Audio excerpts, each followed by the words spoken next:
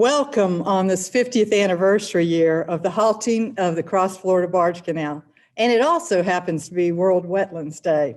I'm Margaret Spontak, Chair of the Free the Ocklawaha Coalition for Everyone.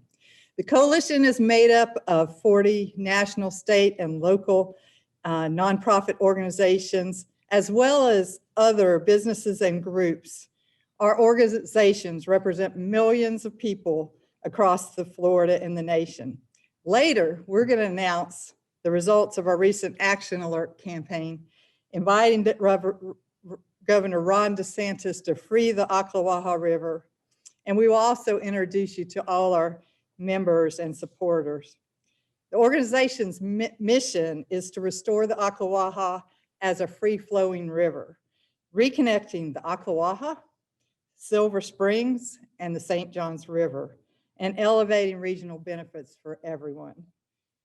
We call this system, this 217-mile system, from the Green Swamp in Lake Apopka to the Atlantic via the Ocklawaha and the St. Johns River, the Great Florida Riverway.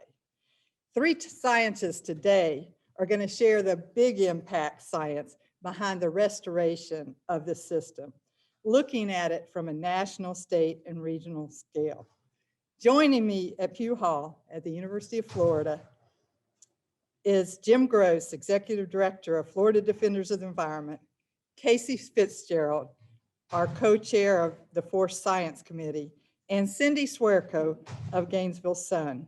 We are all socially distanced and wearing masks.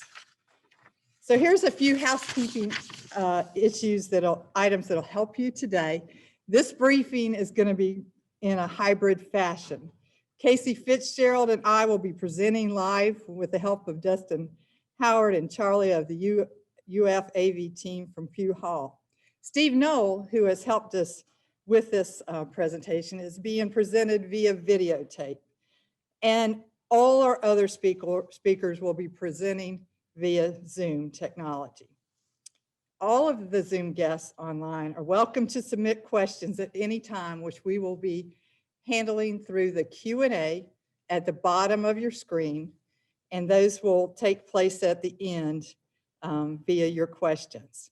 This program, if you have friends or neighbors or colleagues that you would like to have them see this, it will be posted in its entirety at 5 p.m. on the freetheocklawaha.com website, and it will be kept there for several days. Today is a defining moment for the Ocklawaha River, part of the Great Florida Riverway. I say that for many reasons. Governor Ron DeSantis has made protecting Florida's water resources a priority from the beginning of his administration, investing in special places we love like the Florida Everglades and the Apalachicola River.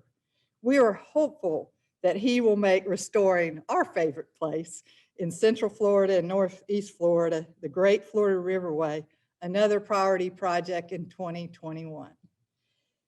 There's also been an increased interest in outdoor recreation as we weather the COVID pandemic, and there is an opportunity to bring in diverse recreational use, improving recreational sports fishing, and a continuous riverway for boaters from Lake Apopka to the Atlantic.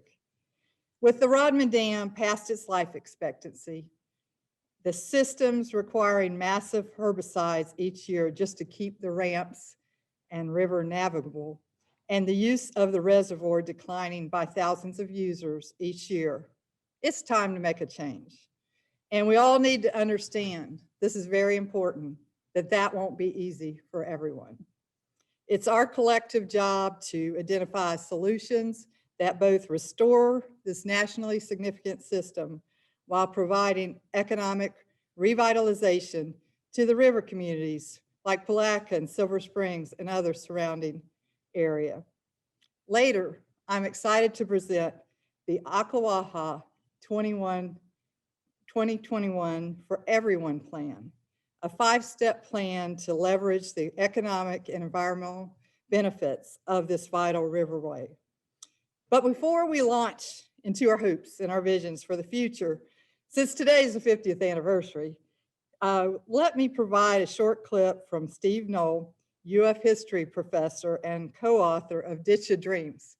I keep this book beside my desk and refer to it often because if I'd like to say, history provides us the wisdom to inform us on how to create a better future.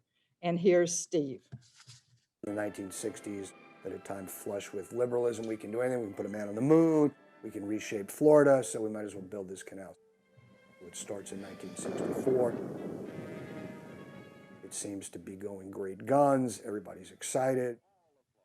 And then people begin to raise environmental questions about it.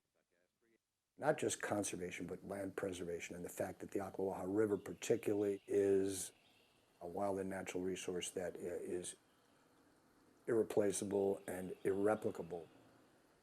If we destroy this, we're going to destroy something that we can never have again. The damage that was done is best seen when the reservoir is drawn down, and that kind of ancient forest, that ghost forest is there, and you can see those trees that are all cut at the same level. It's a really eerie sight, but it's a really kind of sad sight to see what had to be done in order to make something that never was completed. But there's still remnants of it infrastructure-wise, particularly on the Ocklawaha, especially the Rodman Dam. People have been fighting to get the dam down for as long as the dam has been up. So why is it still up here? Every governor, with the exception of Scott, has said take it down, and that's Democrat as well as Republican.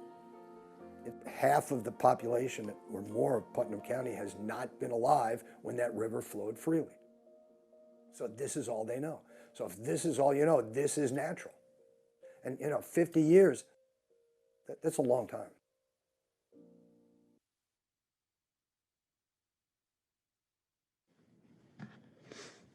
Good morning, and many thanks to Steve Knoll for that very contextual history lesson. I'm Casey Fitzgerald, and as Margaret Spontak previously noted, I have the honor of serving as co-chair of the Free the Ocklawaha River Coalition Science Committee. Personally, I recently retired from the St. Johns River Water Management District after 27 years, having spent the majority of my time there as the Assistant Director of the Department of Water Resources. More interestingly, however, I first became engaged with this now age-old Cross-Florida Barge Canal issue in the mid-1970s as an undergrad at UF, stuffing envelopes and doing other odd jobs for Marjorie Carr, who was indeed working feverishly to ensure that the Cross-Florida Barge Canal first was not resurrected and to start pushing for reversal of the sweeping ecological damage that had already occurred. I would now like to share the roster of the Coalition's Science Committee. All of the individuals on this committee are serving in a voluntary capacity, are exceptionally well qualified, and represent a wide range of expertise. The Coalition will continue to work with these dedicated scientists to provide unvarnished scientific facts on all the germane matters in this effort. So it's now time to move on to a high-level overview of the science that supports the ecological restoration of this region, brought to you by three distinguished experts. Our first presenter this morning is Dr. Edgar Lowe. Dr. Lowe is a PhD in zoology from the University of Maine. Now retired, Dr. Lowe was formerly the director of the Division of Environmental Sciences and, subsequently, the chief scientist at the St. Johns River Water Management District. He is also graciously currently serving as my co-chair of the Coalition's Science Committee. During his 30 years with the 19-county Water Management District, Dr. Lowe directed the development of science-based, practicable solutions for the protection, management, and restoration of wetlands, lakes, springs, rivers, and estuaries. In his tenure as chief scientist, he provided scientific leadership for all of the agency's major natural resource programs. And prior to his retirement, Dr. Lowe received the Richard Coleman Aquatic Resources Award for his outstanding contributions to restore, protect, and advance our understanding of Florida's aquatic resources. Dr. Lowe. Well, what I'd like to say today is that you can't get a complete understanding of the importance of a free-flowing aquawaha unless you back up and take a broad systems view. And this is really, as the title of my talk says, a tale of four ecosystems. And each of those ecosystems has regional, national, and in some cases even global significance. We're talking about the Silver Springs, which is one of the largest freshwater springs in the world. We're talking about a subtropical river that once harbored enormous populations of fish and wildlife and high biodiversity. The Lower St. Johns River, which is one of the nation's subtropical rivers with a very abundant and productive estuary. And then finally, the coastal ocean offshore of North Florida and South Georgia called the South Atlantic Bight. So it's fitting also that this talk occurs on World Wetlands Day, in that this is an opportunity to restore thousands of acres of wetlands in a state where millions of acres of wetlands have already been lost. So that is an opportunity that should not be passed up. However, this could also aptly occur on World Rivers Day, since we're talking about the improvement of the major tributary of the St. Johns River and of the St. Johns River itself. The St. Johns notably being threatened at present from the uncertain aspects of sea level rise. This talk could also occur on World Springs Day, since one of the affected ecosystems would be the Silver Springs, one of the globe's largest freshwater springs, as I mentioned earlier. Finally, this talk could aptly occur on World Oceans Day, since many of the migratory species of fish and invertebrates that would be affected by an improvement in the flow of the aquawaha occur and continuously migrate back and forth between the coastal ocean and the mouth of the St. Johns River, and finally even further upstream into historically up into the aquawaha. So when the dam was constructed, it was clear that it altered the flow of water into the lower St. Johns. It altered seasonality and somewhat reduced the flow. But there were two flows affected by the dam, the second of which I think was not originally appreciated to have the significance that it does, and that was the biological flow. Historically, and for thousands of years, there was a continuous flow of organisms, a biological flow, if you will, between the ocean, the lower St. Johns, the aquawaha, and the Silver Springs. That flow, the biological flow, was severed when the dam was completed. We have the opportunity now to envision restoring that flow and all the benefits that would accrue from that. And these benefits would not just be environmental, they would also be economic. Some of these migratory species of fish, such as the American eel, heretofore had significant economic value. And there is a chance here to improve their populations. Migratory fish populations along the eastern seaboard have declined over the 20th century. This is an opportunity to improve those populations. And the St. Johns is especially important in that regard because the species that have historically used the St. Johns, many of them are genetically unique along the eastern seaboard. So we have that opportunity. In addition, we have the opportunity of building in some resilience against the uncertainties of the impacts of sea level rise on the lower St. Johns and its biota. So again, to really appreciate this, you've got to back up and consider that all four of these ecosystems would be improved by restoring a free flow to the Ocklawaha River. So as John Muir said, he was a great naturalist, environmentalist, and writer, said, when we try to pick out anything by itself, we find it hitched to everything else in the universe. Well, the Ocklawaha may not be hitched to everything in the universe, but it's certainly hitched to the economy and environment of northern Florida and even southeastern Georgia through the Atlantic coastal bight.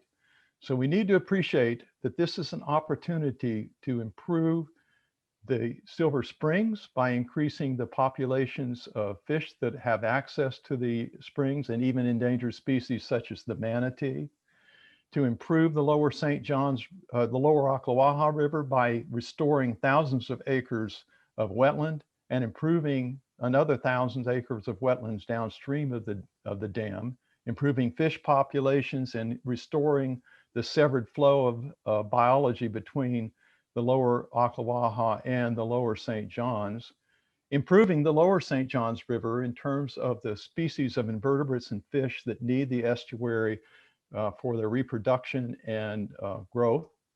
And finally, improving populations of migratory fish and invertebrates in the South Atlantic bight.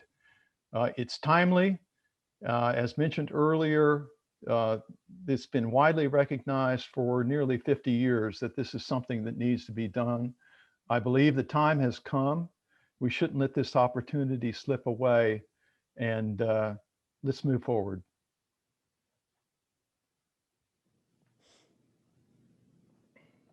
Thank you. Thank you, Dr. Lowe. It was a real pleasure to hear you speak again. It's been a while.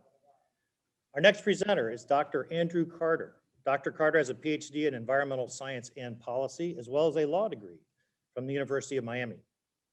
He is currently a senior conservation policy analyst with the Defenders of Wildlife, headquartered in Washington, D.C., and with boots on the ground here in Florida.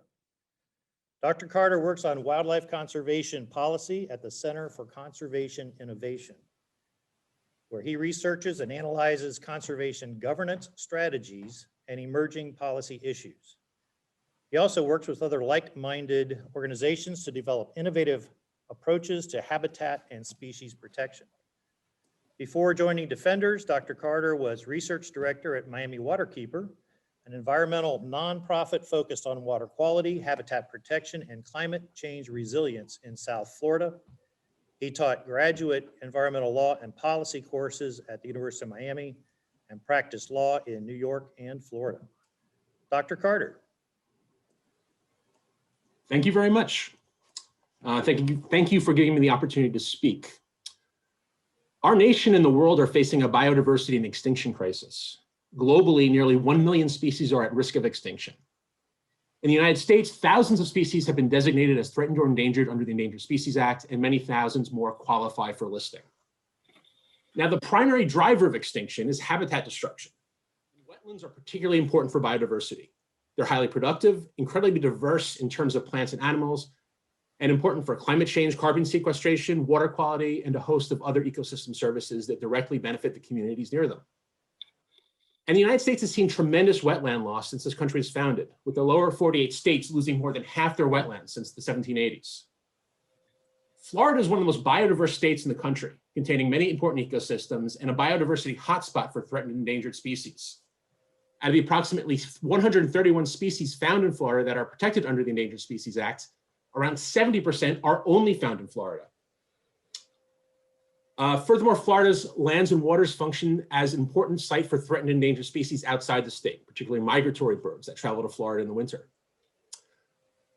But over the past several decades and even further back, Florida has been hit hard by overdevelopment. And the massive water management infrastructure projects that you see across the state, like the one that we're as at issue here, has severely reduced the amount of biologically important wetlands. Since this country was founded, Florida has lost more than 9 million acres of wetlands, the most of any state. Within the state, the Ocala to Osceola corridor is a particularly important area for wildlife, including threatened and endangered species. And the Ocklawaha River and its floodplain are an important part of that corridor, providing habitat for numerous species of fish, birds, mammals, and reptiles. Breaching the dam and allowing a free-flowing Ocklawaha River would help restore approximately 7,500 acres of forested wetland habitat and recover an additional 8,000 acres of currently stressed forested wetlands. It could provide important habitat connectivity for vulnerable species like the federally endangered Florida panther and the state-protected Florida black bear, These are both species that need a lot of space. It could provide additional nesting and roosting habitat for the federally threatened wood stork.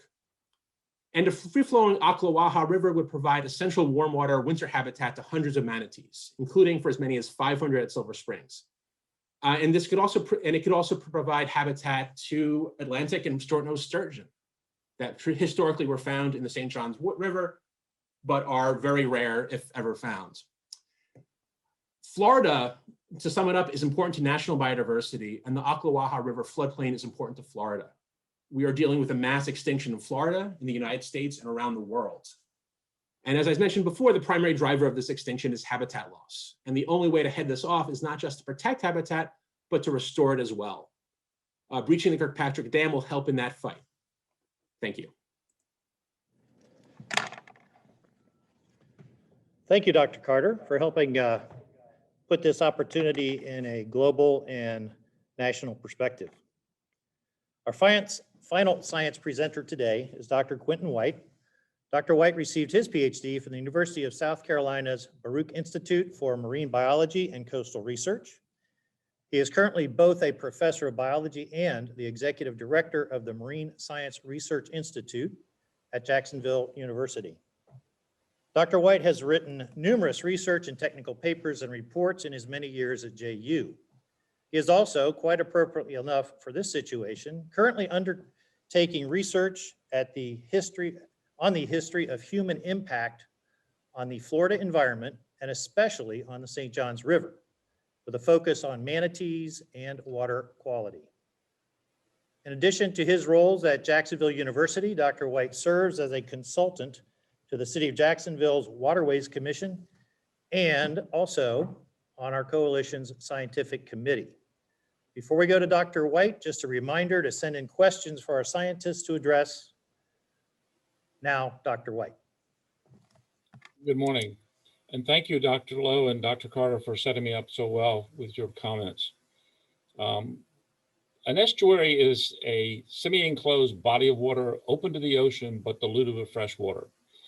A little bit of an academic description of what the lower St. Johns River is. But when we look at this, we begin to realize that the freshwater input is the key to that. The semi-enclosed piece of it means that it's open to the ocean. And sitting east of us sits the Atlantic Ocean, which is a virtually unlimited amount of salt water that can come in. So anytime we slow down the flow of fresh water into an estuary, we impact that estuary. We destroy the submerged aquatic vegetation that relies on the fresh water. That in turn leads to decrease in habitat for the estuarine important species, the fish, the manatees, and the things that we enjoy about the river. We always don't think about the fact that having an impact that something like the Ocklawaha would actually impact the lower St. Johns River, but it in fact did. As we have shut off and slowed down that flow of water, we've impacted the lower St. Johns. We've seen salinity gradually increase. We've lost submerged aquatic vegetation. We're losing trees along the shoreline.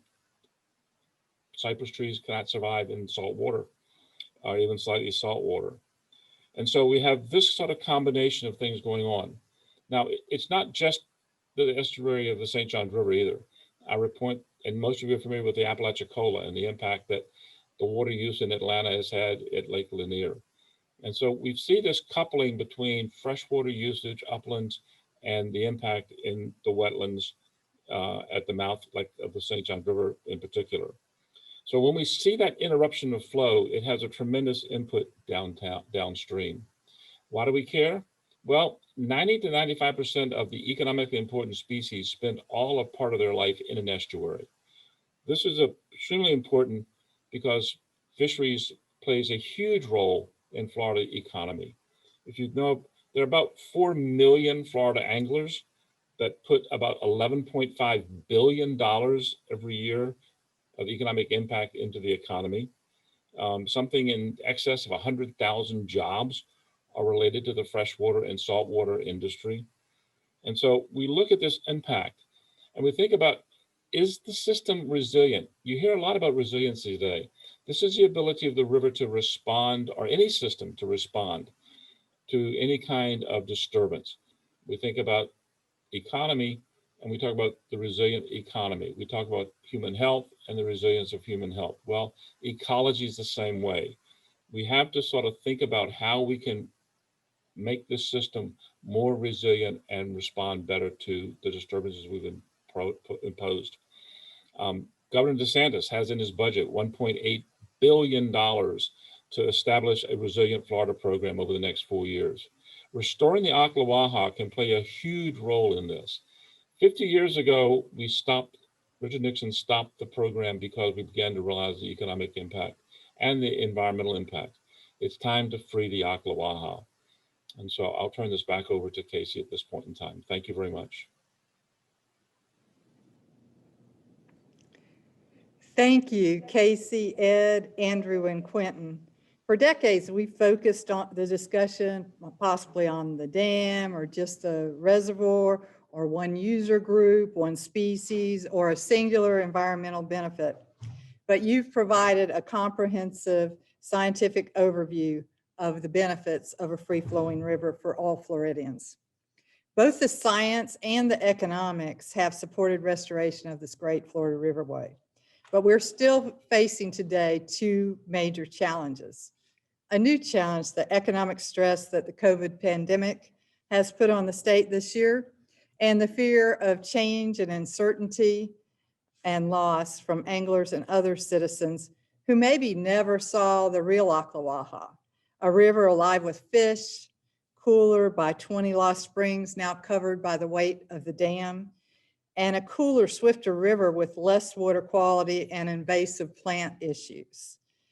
An advisor of mine once said, she said, I think that the science plan got ahead of the people plan. And I think she was right. So we've put together a 5-step plan focused on an important year that will address both of these challenges. A revenue neutral plan with no significant outlay of cash, but with critical work that engages people in imagining and providing input on what a better Ocklawaha would look like to them. That process is well underway. Now, some have suggested through the years, let's do the restoration and then we'll worry about recreation. But one wise Putnam County commissioner said, we have to show people what they will gain, not just what they will lose. We have to show people what they will gain, not just what they will lose. Let me show you a few examples of the concepts the UF students just created. The first one is called, the students called the Bartram Outpost. If you're familiar with the Rodman Reservoir and the old Cross Florida Barge Canal, half of that will be filled, the western side, on partial restoration, and half will remain open to the St. Johns River. This creative idea creates a state-of-the-art bass and angler tournament center on the portion that connects to the St. Johns River, giving direct boat access to the St. Johns River, but also adding in things like a viewing dock for fishing and possibly manatee viewing. It also provides shallow ponds to the west that can be used to teach kids and families fishing, like maybe the Joe Budd Center in Tallahassee, and it can be used during hunting season for duck hunting, like the Orlando Wetlands Park. A very creative concept. The second one and these are just a few of the many great projects, is what we call the Kirkpatrick Recreation Center. Now this is down at the existing dam, as you can see the before and after picture. It's a very upgraded view of that by adding in, leaving the remaining boat ramp, but make that better, and add in potentially a restaurant, a outfitter center, a playground, and making this even better than it is today. So these are just some concepts which I hope that you'll go on to greatfloridariverway.com and look at all the rest. So how that works as included in our framework for our Ocklawaha 2021 for Everyone plan. So the first item on the plan, and if you look at 1, 2, and 3, look at them as a package. So it would include an implementation of funding and a recreation plan to be completed by October 1, with St. Johns River Water Management District as the project manager. We have a great plan that was created in the late 1990s that our science team that you just saw on the list has reviewed and have found it to be relevant and usable today. We just need new timelines, new cost estimates, and we need to build in this important recreation plan. St. John's would be the ideal project manager because they're located near this great resource. And they have studied this resource for years and know about its fish, its water, its habitat. Another part of that first 3 steps is to identify and secure funding sources before we go to the state for final resources. Our teams identified a lot of federal funding sources that can pay for things like dam breaching, which is happening rapidly across the nation, flood protection, habitat restoration, and recreation. With the governor's authorization, agency staff can begin to pursue other funding options to lessen the state outlay. And I am very certain we will have willing partners. It only makes sense, and this has been the case with Everglades and other areas, where the federal government years ago made an awful mistake that funding was available to help restore those areas. The third thing, the recreation plan we've talked about, focusing on the Putnam and Marion counties. So imagine what I just showed you, a world-class tournament hunter and angler center situated on the St. Johns, continuous paddling trails, an updated Rodman recreation area, a steamboat driving tour, and more. I hope you go to greatfloridariverway.com and look at those concepts to just get us beginning to think together. And while restoration is occurring, it is important to target economic development resources for Putnam County, existing and creative resources to bolster Putnam's economy as the restoration process takes place. And then finally, you take that implementation plan, the funding package that has been identified, and the recreation priorities, and then you ask for additional legislative resources in 2022. That's the Ocklawaha 2021 for Everyone plan.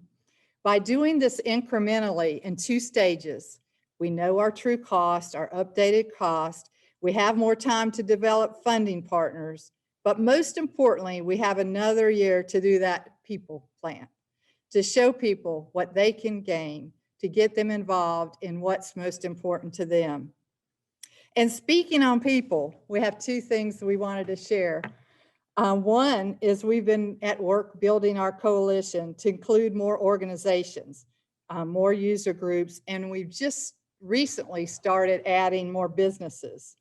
And here on the next 2 slides are the results.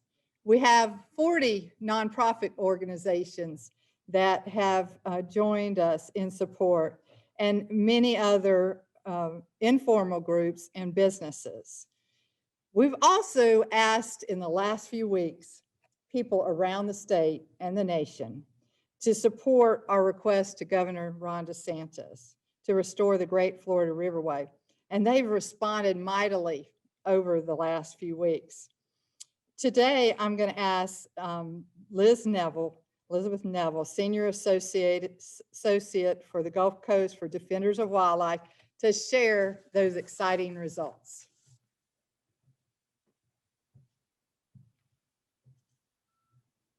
Thank you, Margaret. I am thrilled today to share that in a show of widespread support, over 20,000 members of the public have signed letters asking Governor Ron DeSantis to restore the Great Florida Riverway by reconnecting the Ocklawaha River. These letters were collected thanks to a collaborative effort led by several groups and individuals, including Defenders of Wildlife, American Rivers, Save the Manatee Club, Sierra Club, 1000 Friends of Florida, the Center for Biological Diversity, St. John's Riverkeeper, Paul Nasca, and Jenny Carr. These 20,000 letters demonstrate that there is broad public support for restoring the Great Florida Riverway and the benefits to Florida's economy and environment that this will bring. Now Governor DeSantis can know how much this unique river system matters to thousands of people in Florida and beyond.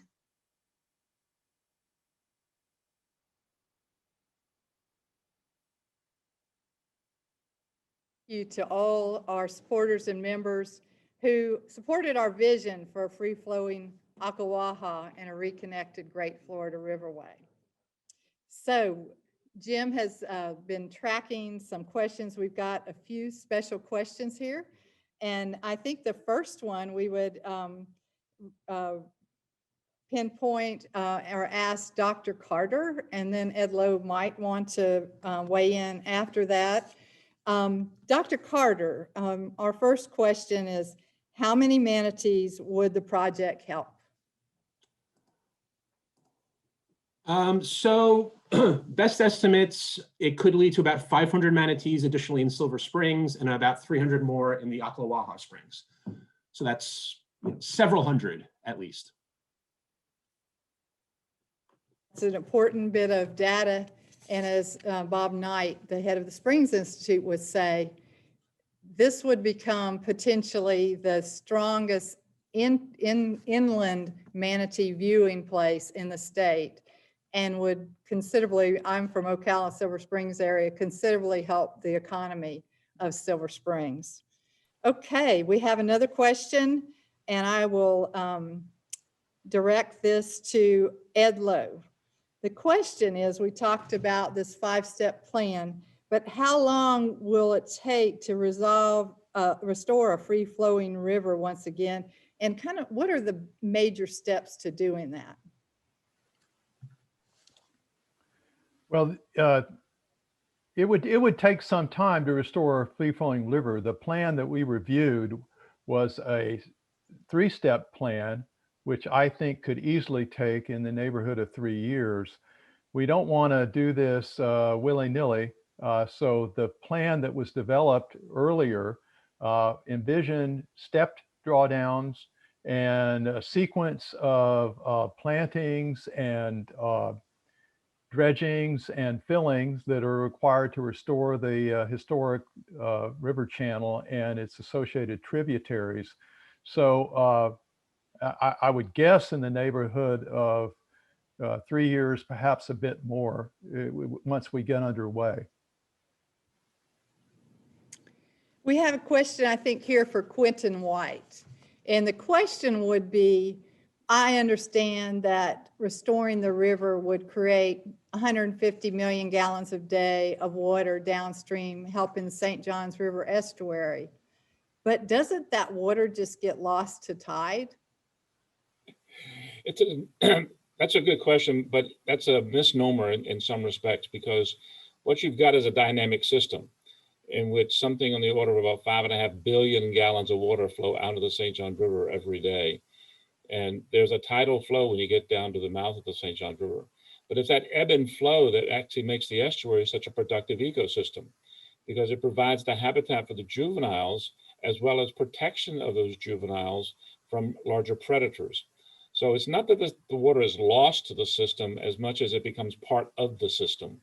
I'll point out that right now, when the damming of the river has caused a reduction in flow of the Ocklawaha, which was the largest tributary contributing fresh water to the St. Johns River, because of evaporation. When you create that much surface area in Florida, you get all that evaporation, and that water is truly lost to the environment, if you would, coming down in rain, contributing to climate change and things like that. So it's not that it's lost to the system, it becomes part of the system. Thank you, Quentin. That is a great answer, and thank you for your time today. So before I want to thank UF, Charlie and Dustin here. the media and all that attended online. Don't forget, you can send them to freetheocklawaha.com after 5 o'clock today, and any of your friends or colleagues can see the rebroadcast of this. I want to thank Steve Knoll for arranging for us to conduct the event at UF on this historic date and allowing us to use that great clip of him talking about the history. Thanks to you, all the speakers today, and the team that helped put this together. If you had questions, I know there were many that we didn't get today. We will answer them straight away via our chat. But in closing, I'd like to say, remember the Ocklawaha 2021 plan for everyone, where people and the science come together for a better Great Florida Riverway. Thank you and goodbye.